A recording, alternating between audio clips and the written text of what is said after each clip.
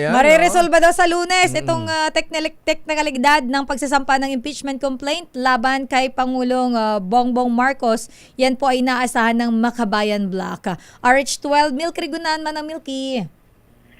Lakay, Sister Elo, maasang Makabayan Bloc na malilinawan ang usapin ng teknikalidad sa pagsasampa ng impeachment complaint laban kay Pangulong Bongbong Marcos. Ito inahayag ni Representative Antonio Tino ng ACT Teachers Party List matapos idulog nila sa opisina ni House Speaker Faustino III ang reklamo ng tumanggiang Office of the House Secretary General na tanggapin na maging ikalawasan ng impeachment complaint laban sa Pangulo. Tinanggap ng isang abogado ng House SecGen ang kopya ng impeachment complaint pero hindi daw ito may kukonsidereng officially received dahil wala nga sa opisina at kasalukuyang nasa Taiwan si House Secretary General Sheloy Garafil.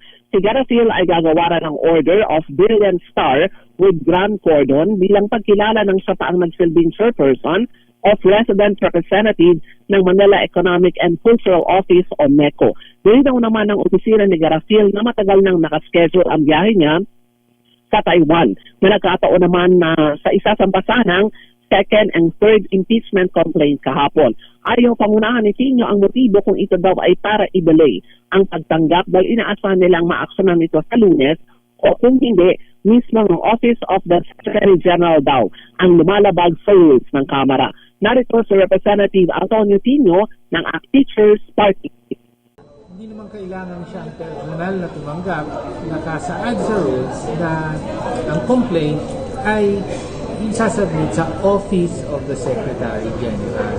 Hindi sinabing submit sa Secretary General. So basta nandyan ang opisina, sigurado naman, dahil wala nga siya, sigurado naman meron siyang OIC, merong mga members ng kanyang staff na nandyan. So walang dahilan para hindi tanggapin. Kung hindi ito tanggapin, labag yun sa rules at mukhang may ibang intention yan. Pero hindi natin pangunahan. Bukod nga sa impeachment complaint na isasampa ng bayan muna at yung pang grupo na unsabi rin kahapon, ang ikatlusa ng impeachment complaint mula naman sa mga grupong identified sa pamilya Duterte. Ako si Milky Rigunan nagulat para sa DCRH, una sa Pilipinas, una sa Pilipino.